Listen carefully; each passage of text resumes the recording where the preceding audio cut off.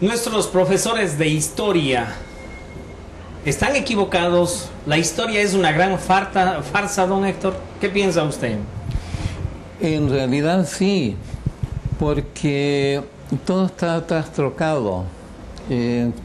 La historia que conocemos, la que se nos ha enseñado en el colegio, en realidad está llena de errores, pero errores no casuales, sino que más bien obedecen al deseo de mantener desinformada a la gente. Esta es mi opinión. ¿Cuál cree usted que sea el fundamental error? Bueno, todo está parte de concepciones equivocadas, y entonces esto ha ido manteniéndose a través del tiempo. Ha sido impartida una educación que no corresponde a los hechos reales. Decir, por ejemplo, que el origen de la civilización, de una de las civilizaciones en este planeta, estaría en la Mesopotamia. Usted sostiene que fue aquí en América. Explíquenos cómo es eso. ¿En qué se basa usted para sostener esto?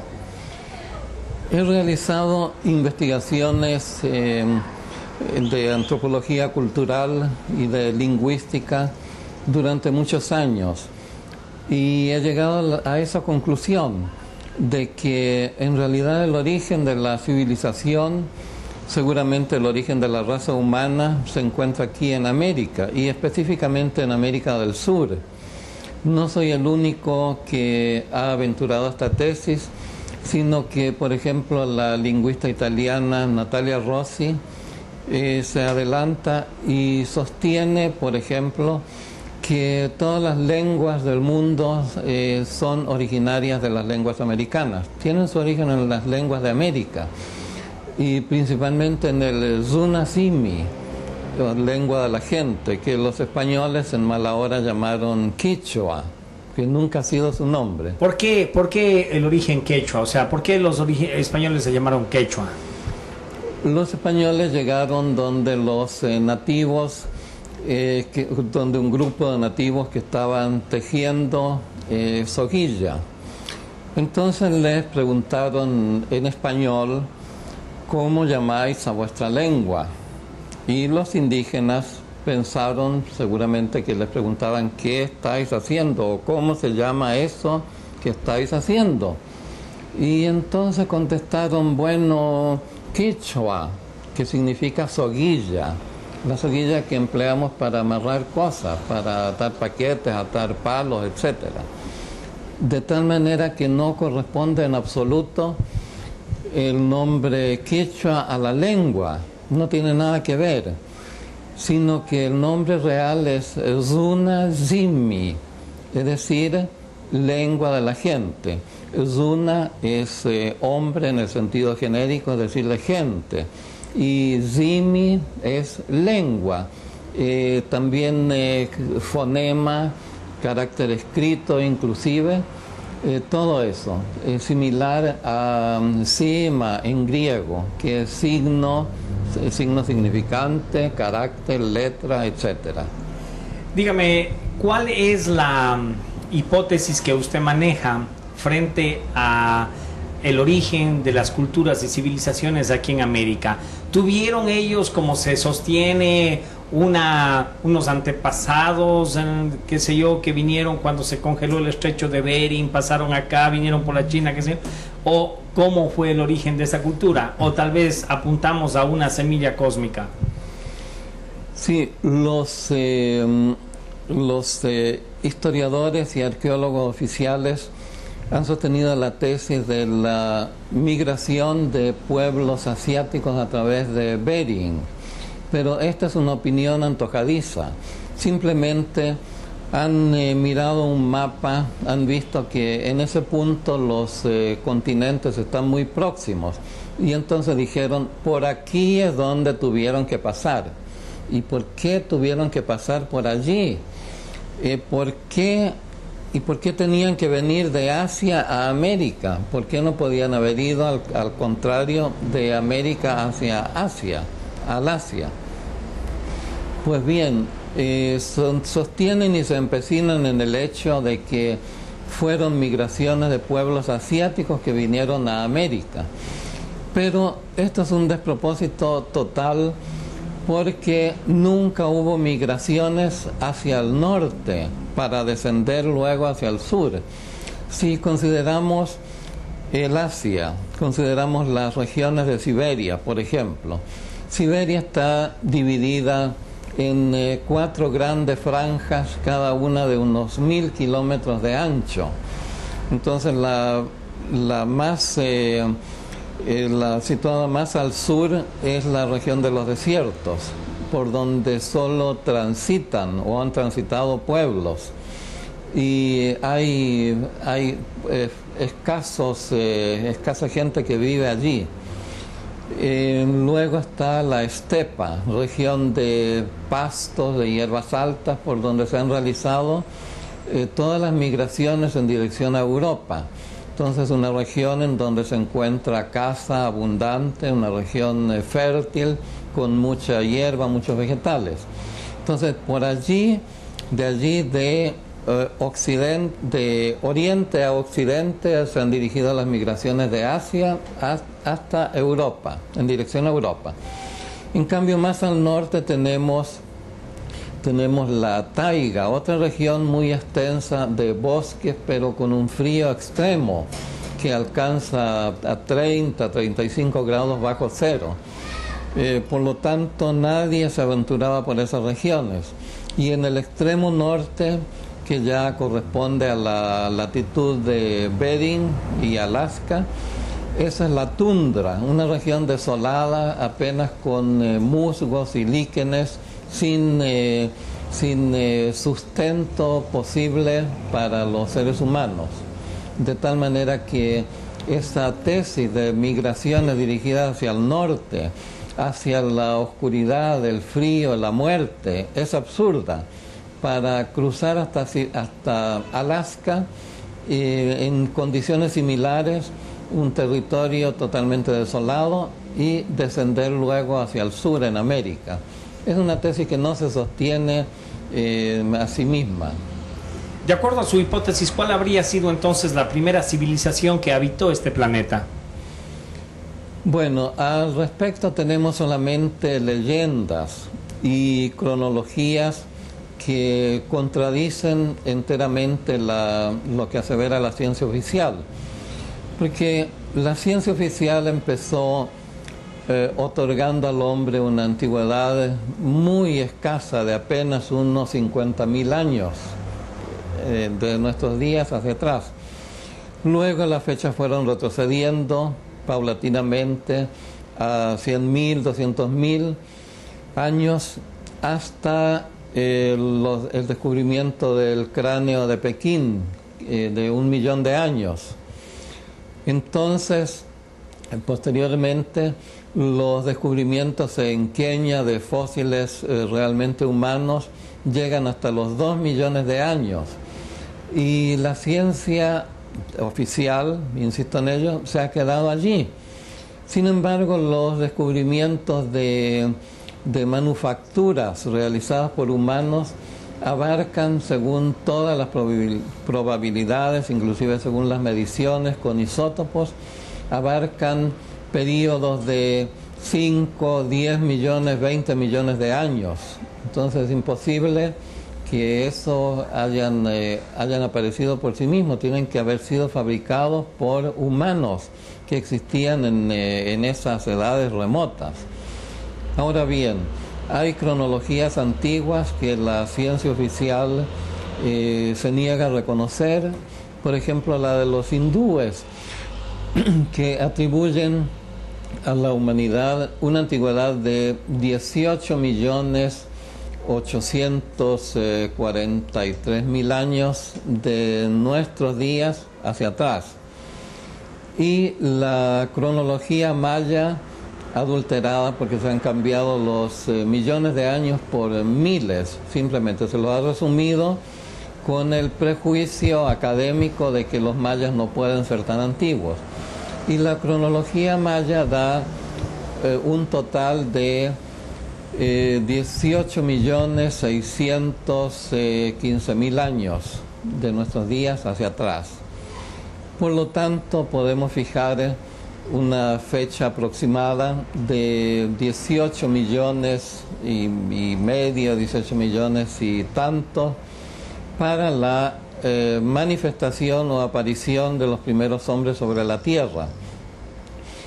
Y en esa época es perfectamente posible que hayan vivido aún grandes reptiles, por ejemplo, del tipo de los dinosaurios.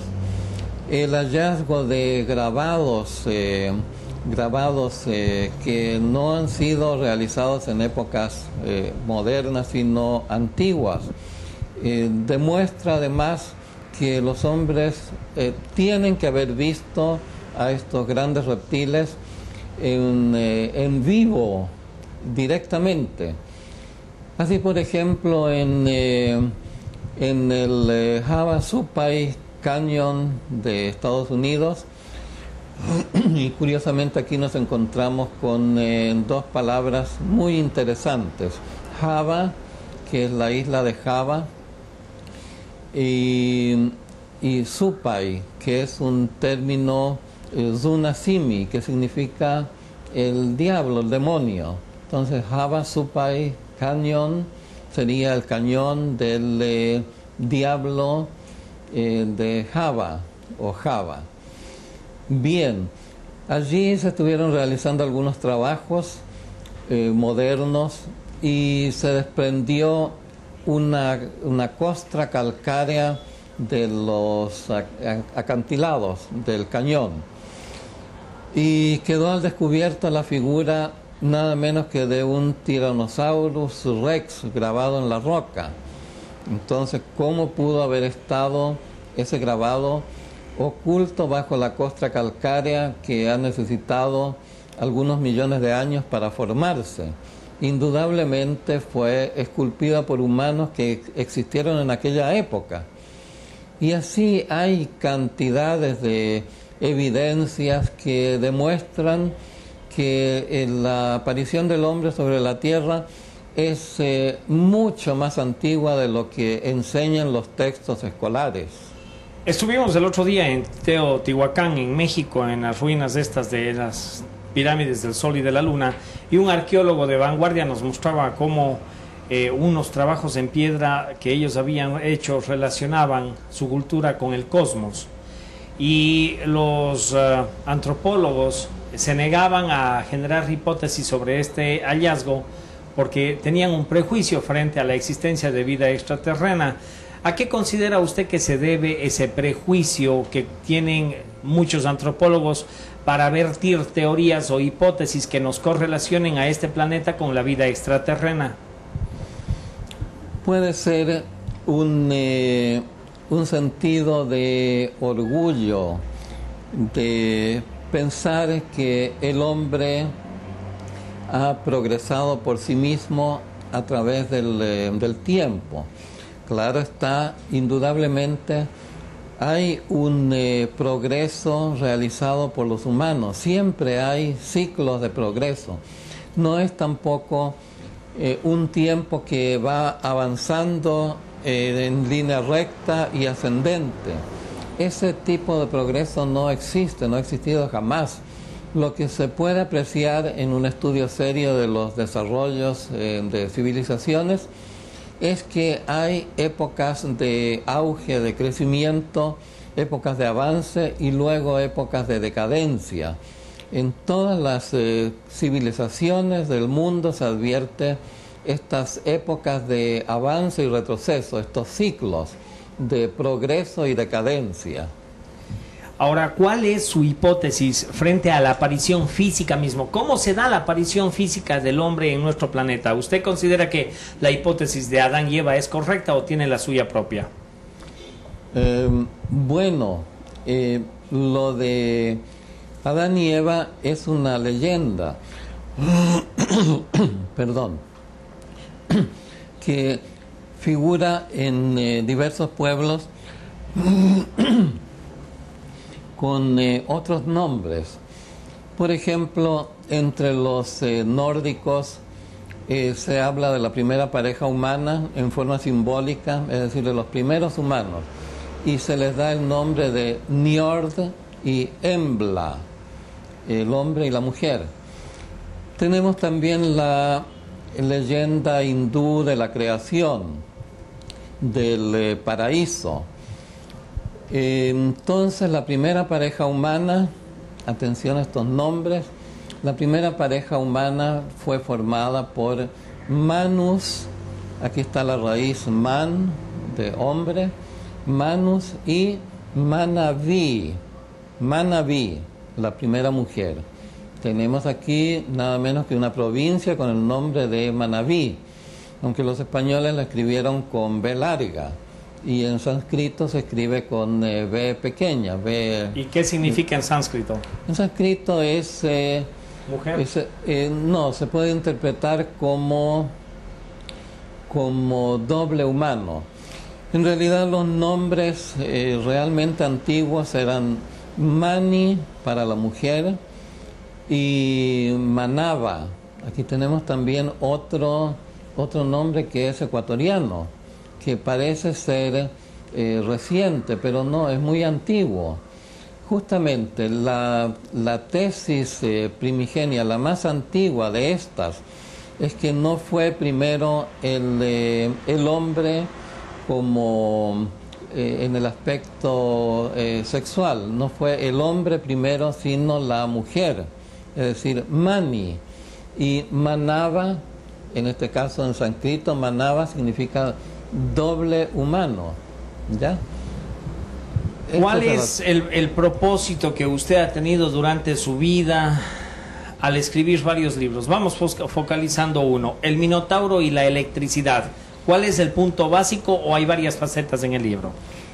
Este libro se refiere al origen del hombre, y en una segunda edición saldría bajo ese nombre, o sea, el origen del hombre o el origen del hombre y la cultura. En realidad son uno y mismo. La primera parte de la obra se refiere a las teorías oficiales sobre la aparición del hombre, es decir, a la evolución de las especies según fue planteado, no por Darwin, sino ante todo por los filósofos de la escuela de Mileto en Grecia, es decir, 500 años antes de la era actual. Ya Tales de Mileto sostenía que el hombre había aparecido en forma natural en la Tierra sin intervención de poderes extraterrenos. Es decir, que el hombre no fue una criatura formada por seres venidos del espacio, sino que nació por sí mismo, derivándose de otras especies. Y los filósofos que sucedieron a Tales, Anaxímenes y Anaxágoras, varios otros, sostuvieron que la vida había tenido su origen en el mar. Bueno, de aquí pasamos a la hipótesis lamarckiana de Lamarck, de que la vida habría tenido efectivamente origen en el mar, y de aquí seguimos con los teóricos ya actuales hasta Darwin. Pero no se ve entonces, en 2500 años de historia, no se ve un avance del pensamiento científico, sino que todos se han limitado a repetir las tesis de los filósofos de la escuela de Mileto, de los filósofos naturalistas. Y lo único que han hecho es agregar detalles, pero son todos detalles basados en suposiciones. No hay hechos demostrados en no digamos la teoría de la evolución, porque no pasa de ser una hipótesis, es la hipótesis de la evolución de las especies. Una hipótesis nunca demostrada, que no se basa en pruebas tangibles, sino simplemente en suposiciones. Entre el género humano y las demás especies animales hay una relación indudable, relación biológica, pero no se basa en relaciones de forma, por ejemplo. No hay una evolución natural, digámoslo así, debida a agentes naturales que haya llevado de cierto tipo de criaturas de la naturaleza, por ejemplo, los primates, al hombre, como se sostiene popularmente, que se dice, y esto hay que advertirlo, no lo dijo Darwin, que el hombre desciende del mono. Eso es totalmente absurdo. Darwin nunca dijo una tontería semejante. Lo que manifestó Darwin, esta es su tesis, es que el hombre, al igual que los grandes primates, los grandes antropoides, derivaban de una especie humanoide, velluda, sin rabo, y entonces de aquí, en una forma natural, paulatina, a través del tiempo, se habrían derivado las criaturas propiamente humanas. Pero en realidad no hay un transcurso genético entre las diversas especies, sino saltos. Hay un salto genético entre el hombre y los demás primates. El hombre es, zoológicamente hablando, un primate y está emparentado con los primates y con los mamíferos en general. Basta para demostrarlo la prueba que descubrió ese gran naturalista y gran poeta que fue Wolfgang Goethe, el os intermaxillare, es decir, el hueso intermaxilar, llamado por algunos inclusive el hueso de Goethe. Bien, este hueso se encuentra en todos los mamíferos y demuestra una relación, un parentesco biológico general, pero el paso al genoma humano, es decir, a la conformación genética humana propiamente dicha, no tiene nada que ver con un transcurso natural, es un salto. Y aquí entra de lleno la hipótesis muy respetable asimismo, que podría derivarse en teoría, es decir, ya en algo que puede ser relativamente probado o que tiene tantos o más visos de similitud que una evolución natural. Es decir, que seres procedentes de otro mundo hubieran clonado criaturas de la Tierra y de allí hubieran obtenido el tipo humano. Este tipo corresponde a características genéticas específicas. Así, tal como la fórmula química de los elementos es exactamente la misma en todo el universo. Donde uno vaya, al lugar que sea en el cosmos, encontrará siempre que el carbono, el oxígeno, el nitrógeno, todo lo que uno quiera, está formado por átomos agrupados de una manera especial, de una manera precisa, que no varía. Las únicas variantes pueden ser isótopos, que no son formas estables, sino que tienden a desintegrarse y a convertirse en los elementos básicos. Así, por ejemplo, hablando de isótopos, el isótopo carbono 14 tiende invariablemente a convertirse en carbono 12, que es el tipo preciso de carbono. Pues bien, en los genomas ocurre lo mismo, es decir, en las agrupaciones, en lo que podemos llamar fórmulas genéticas de las criaturas vivientes, tanto plantas como animales. Los genomas corresponden a un número determinado de moléculas agrupadas de cierta manera. Entonces, en cualquier lugar del cosmos en donde las condiciones sean favorables, pueden aparecer criaturas, ya sea vegetales o animales, o formas microcelulares semejantes o iguales a las de la Tierra. Y en este caso mismo se encuentra también el hombre.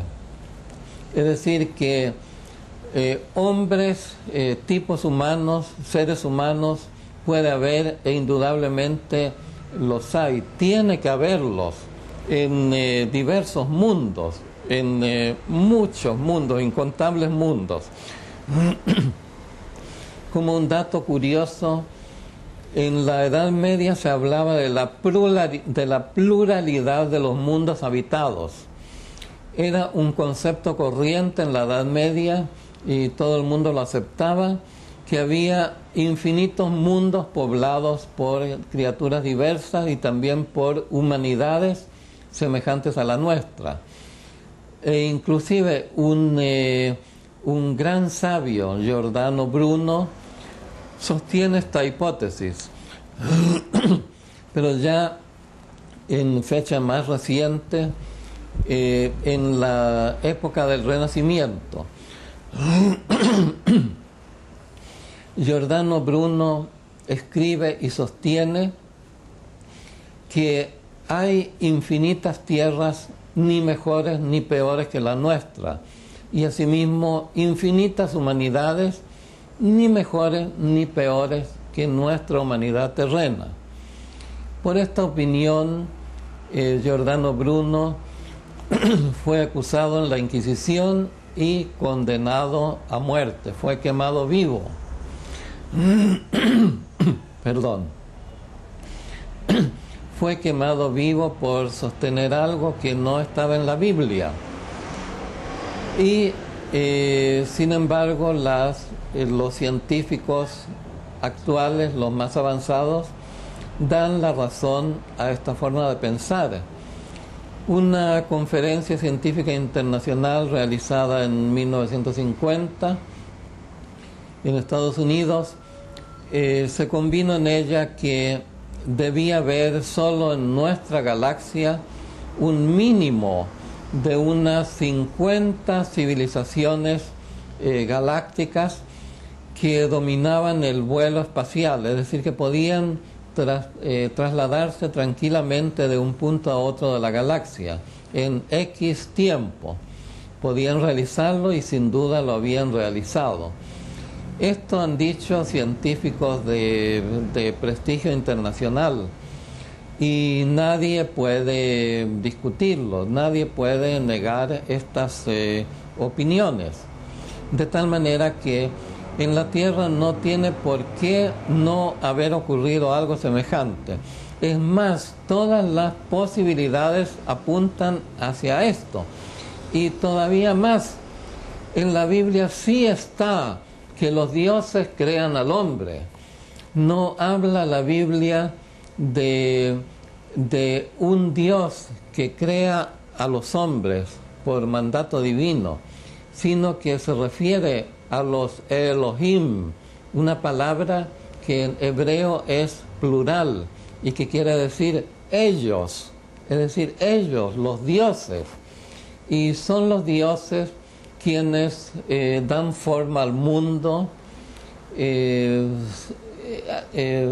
reintegran el orden trastornado de los elementos y vuelven a hacer aparecer el mundo y finalmente vuelven a crear al hombre, vuelven a crearlo, vuelven a despertarlo del sueño cósmico.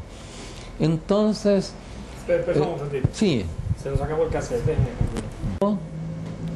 La acción se refiere a uno de los Elohim, que es directamente, podríamos decir, quien patrocina la creación del hombre, quien dirige la creación o la recreación del hombre en este planeta, en la Tierra.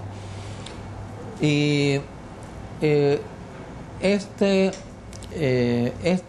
Elohim no actúa en desacuerdo con los otros, sino que luego de formada esta nueva criatura, recurriendo al genoma, es decir, a la conformación genética fundamental, en que aparecen estos nuevos primeros humanos sobre la Tierra. Tiene una conversación con los demás Elohim y se refieren justamente al hombre que tiene poderes, pero ha defraudado las esperanzas de ellos puestas en él. ¿Por qué? ¿Bebió alguna droga? Posiblemente. Adquirió una forma de sabiduría acelerada. La leyenda dice que comió de una manzana.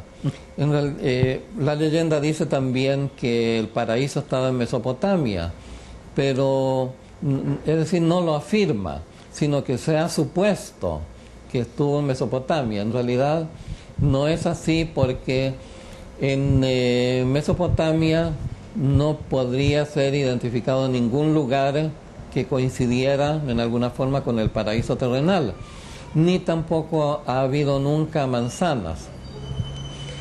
Pero por una parte, la palabra manzanos, que aparece en la traducción griega, manzano significa conocimiento, no se refiere al fruto que nosotros conocemos como manzana, sino al conocimiento en sí, manzanos.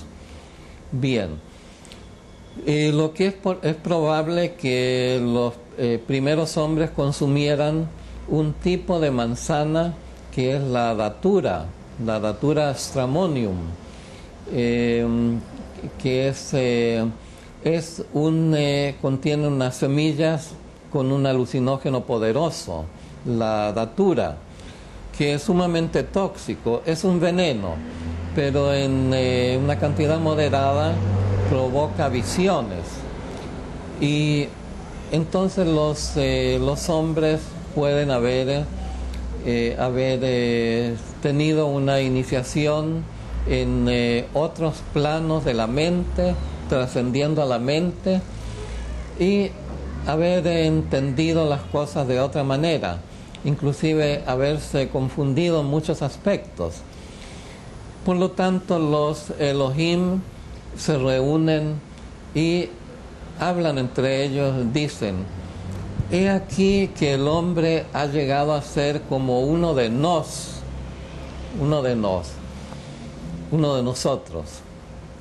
conociendo el bien y el mal. No sea que ahora alargue su mano y coja del árbol el fruto del árbol de la vida y viva para siempre. Es decir, no sea que se transforme también en un Dios como nosotros y en nuestro competidor, y destruya nuestra obra, nuestro trabajo cósmico que nosotros realizamos, que es nuestro fin en el cosmos. Bien, y entonces acuerdan velar su inteligencia, acuerdan expulsarlo del paraíso. Curiosamente, lo mismo sucede en el Popol Vuh, el libro de los mayas. Son una serie de dioses quienes crean al hombre. En el texto bíblico no aparecen los nombres de estos Elohim. En cambio, en el Popol Vuh sí están los nombres de todos ellos. Pero debemos entender también que no se trata de personajes, es decir, de individuos. Por ejemplo, 7 o 9 individuos, sino 7 tipos, podríamos llamarlo así, tipos de seres correspondientes a otras dimensiones. Es decir, podríamos decir también, extraterrestres, aunque este es un término muy, muy doméstico. Nosotros tenemos la manía de ver las cosas del cosmos como algo que ocurre fuera de la Tierra. Por esto llamamos a cualquier visitante que no sea de aquí lo llamamos un extraterrestre. Como si dijéramos, este es un forastero, es un extranjero, no es de aquí. Pero bueno, pertenece al mismo cosmos en que vivimos nosotros. Nosotros somos parte de estas humanidades cósmicas, somos su producto, mal o bien avenido aquí en la Tierra, no muy evolucionado seguramente, pero por lo menos que responde a una raíz propiamente humana.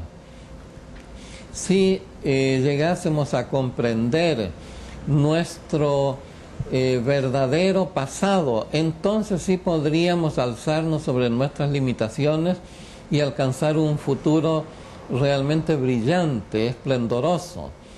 Pero aquí está el problema. Hay una educación oficial que no solo parece, sino que indudablemente está encaminada a desinformar a la gente.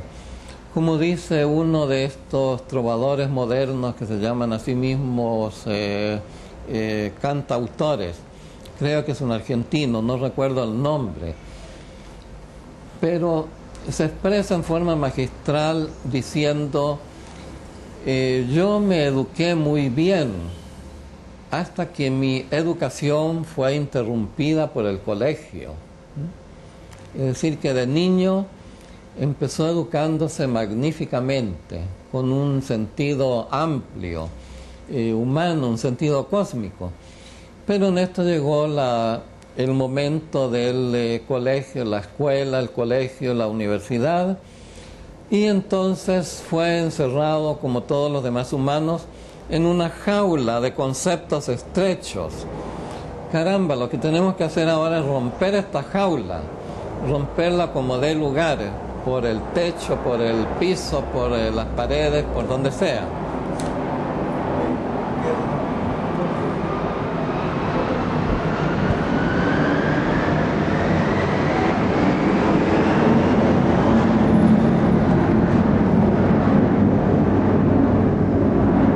Que es la sangre del planeta, o sea, cada uno tiene una hipótesis. Queremos saber la suya, por favor, rector.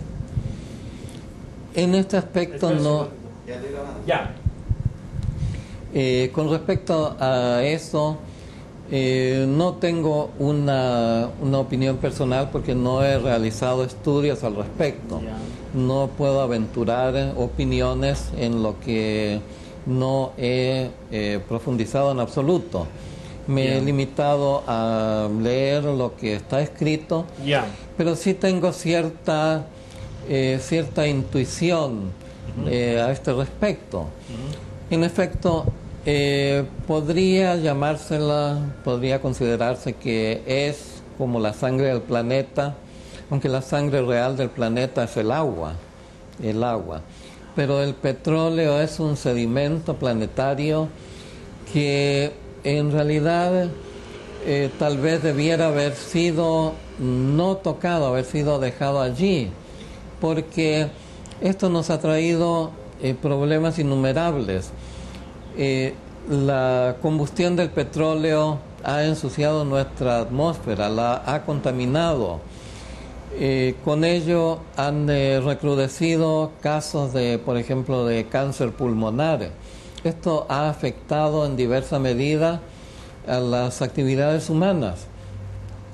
Y por otra parte, desequilibra los factores naturales al ser extraído de las capas de la Tierra y dejando allí vacíos que tienen que ser rellenados de alguna manera, posiblemente con agua o simplemente con aire procedente de nuestra atmósfera.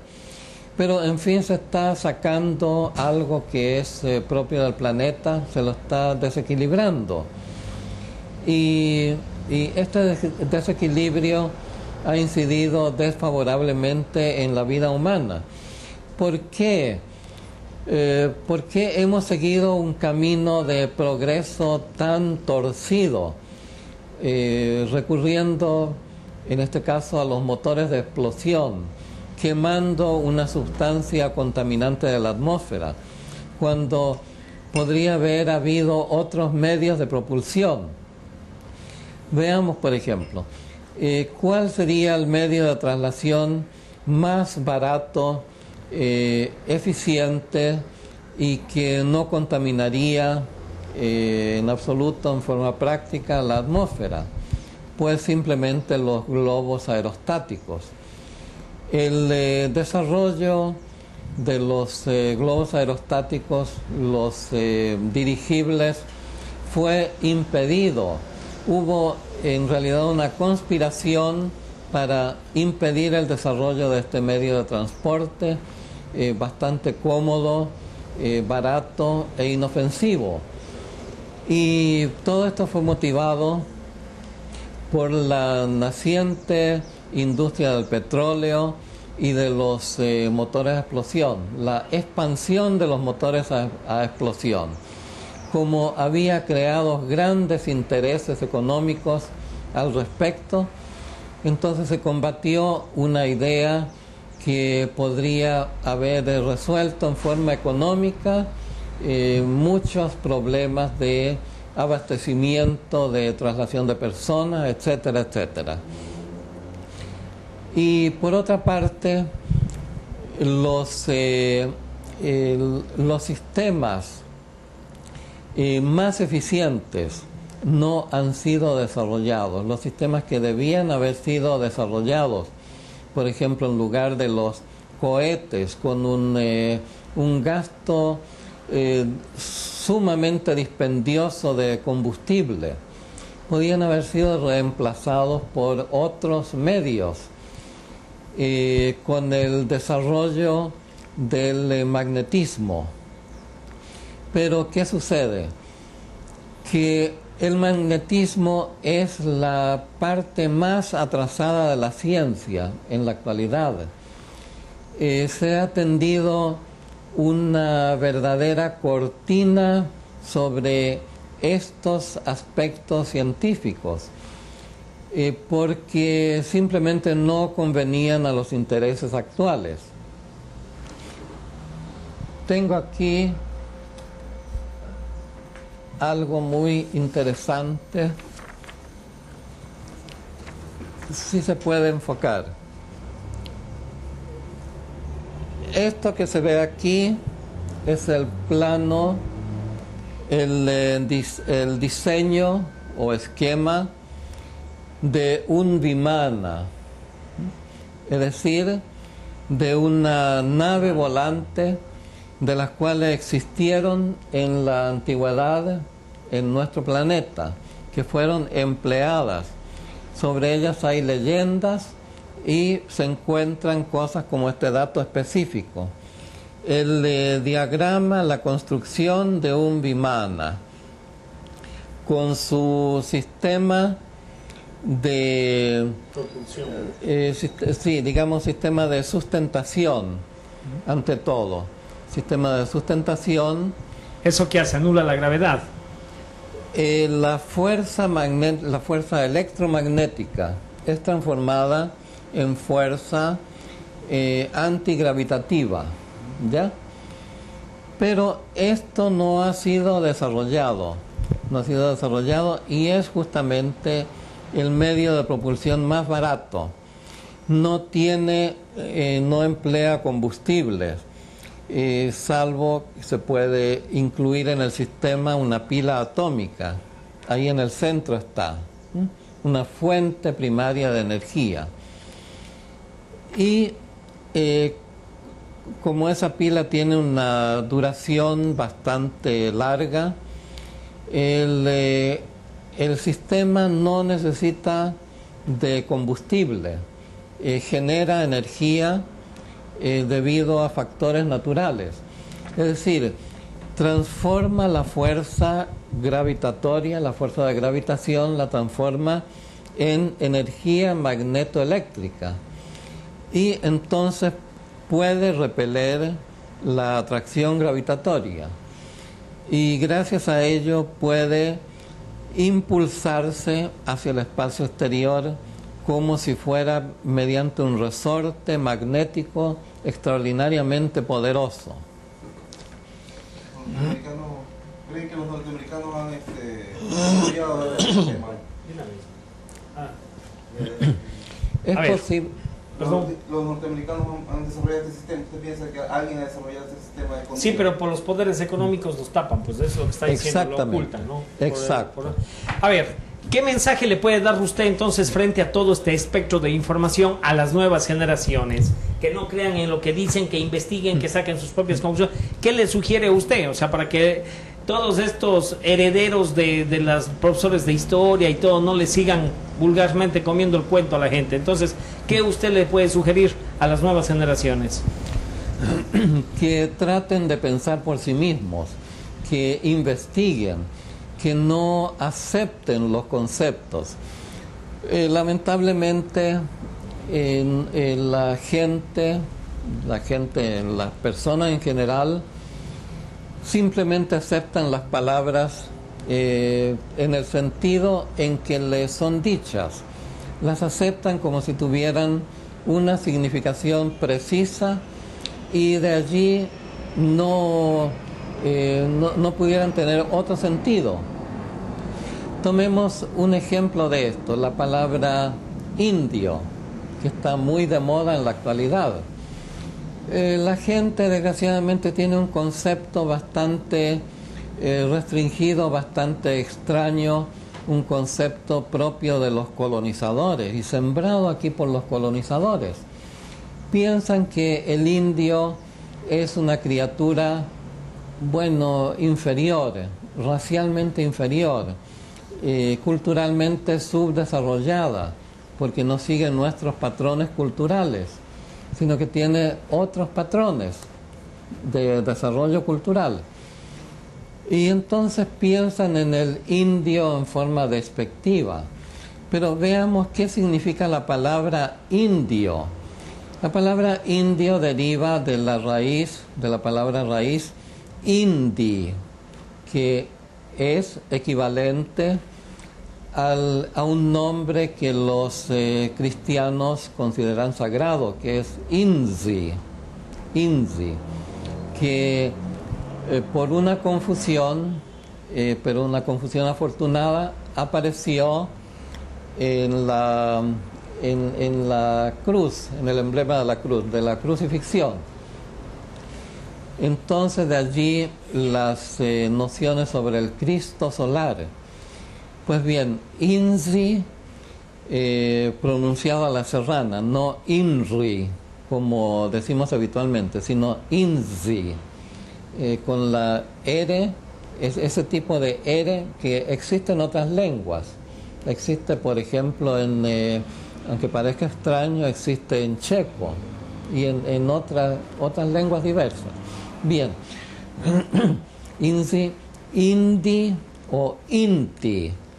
Ya tenemos más familiaridad con la palabra Inti, con el nombre Inti, que es el nombre del sol. Ahora bien, Indi en los tiempos más antiguos era no el dios, sino la diosa del sol, Indi. En la India fue conocida como Indri, una acomodación de Inzi y mezclada con la D. Entonces, en sánscrito se escribía como Indri, o sea, D-R, I-N-D-R-I, Indri. Con el cambio al derecho patriarcal, en sánscrito el nombre Indri cambió en Indra. La terminación A en sánscrito es masculina, así como la terminación I es femenina. Bueno, y entonces pasó a ser el dios del sol con el paso al patriarcado, al derecho patriarcal. Pues bien, la palabra indio quiere decir hijo de Indi o del sol, hijo del sol, ¿ya? Descendiente del sol. Ahora bien, pensemos que si no tuviéramos al sol, nosotros no podríamos vivir, no podríamos existir, porque gracias al sol hay vegetales que sintetizan los alimentos, sintetizan hidratos de carbono gracias a la luz solar.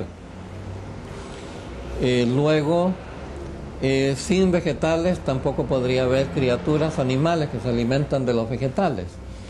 Y desde luego no podríamos estar nosotros aquí conversando tranquilamente. No podríamos existir, no podríamos haber nacido en este planeta si no hubiera un sol que nos alumbre y que nos dé calor, luz y vida. Por lo tanto, todos los hombres somos hijos del sol, en último término, y en primer término, en último término. Y por lo tanto, todos los hombres somos indios. Así les moleste a muchas personas limitadas en sus conceptos. La verdad es que todos somos indios. Yo soy indio y lo digo con conocimiento de causa. Me enorgullezco de decirlo, porque esto es decir, soy hijo del sol. Soy indio y comprendo el despertar de los pueblos indios de América. Lo comprendo, lo siento, lo he vivido, y lo importante es ahora no dejar a nuestros hermanos solos, sino comprenderlos, entenderlos, entender que ellos son los aborígenes en estas tierras, es decir, los del origen, y que nuestros antepasados directos vinieron después que ellos. Pero aún nuestros antepasados europeos salieron de aquí salieron, de América salieron todas las razas. Esta es mi tesis y lo sostengo y lo seguiré sosteniendo, y he buscado muchas pruebas, tengo reunidas muchas pruebas. Lamentablemente no se ha podido publicar todo lo que quisiera, pero en eso estamos, lanzando libros cada vez que es posible. He dedicado mi vida a estas investigaciones, y entonces ya pasado mucho tiempo, pasados años de investigación, estoy tratando de dar a conocer el fruto de estas investigaciones para que otros prosigan en este camino, que investiguen en nuestro pasado, porque si no sabemos de dónde hemos venido realmente, no sabemos, no podemos saber por qué estamos aquí, y en consecuencia tampoco podemos saber a dónde debemos ir, cuál es nuestro verdadero destino. No podemos ser dueños de nuestro futuro si desconocemos nuestro pasado. Por lo tanto, es necesario adentrarnos en este conocimiento, barrer los prejuicios, abrir todas las ventanas, abrir las puertas, que se ventile nuestra atmósfera cultural, aceptar las ideas nuevas, es decir, no aceptarlas como creencias, sino aceptarlas para su examen, oír, aprender a escuchar. Esta es una gran cualidad que pocos humanos poseen. El que sabe escuchar es un hombre de verdad. Conocí cuando yo tenía 22 años, conocí en Chile a un ecuatoriano, Jorge Adum, que en esa época tenía él unos 50 años. Pues bien, fuimos amigos de veras, hablamos muchas veces, hablamos horas de horas, días y días. Y este hombre tenía una cualidad maravillosa, sabía escuchar y tenía la bondad de escucharme a mí, que era un muchacho de 22 años. Entonces, ¿por qué me escuchaba? Pero si yo decía algo, él me escuchaba con suma atención y tomaba el tema correspondiente y lo desarrollaba conmigo. Tenía la gentileza, la bondad de hacerme preguntas. Entonces, ese sí lo veo yo como un hombre sabio, un hombre realmente sabio, un hombre que busca el conocimiento, busca el saber y no se está fijando, no tiene prejuicios. Si encuentra un hombre mal vestido que le diga algo, lo escucha, lo atiende. Si encuentra un mozuelo, un muchacho, un mocoso que le diga algo, lo escucha con atención. Es decir, oye a todo el mundo, oye, discierne, es ahí la palabra mágica, es ahí la verdadera religión, el discernimiento. No creer lo que a uno le enseñan, sino discernir, buscar uno la verdad, porque esa es la misión del hombre, buscar la verdad. Entonces, el discernimiento, discernir entre lo que es justo e injusto, lo que es correcto, lo que es incorrecto, lo que es conveniente e inconveniente.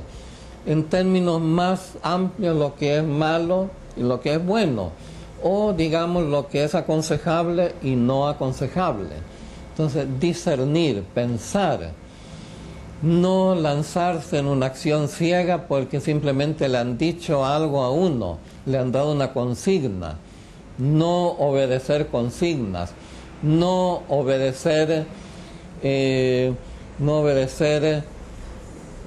ciertos mandamientos, no obedecer opiniones científicas, ¿ya? Sino tras un examen,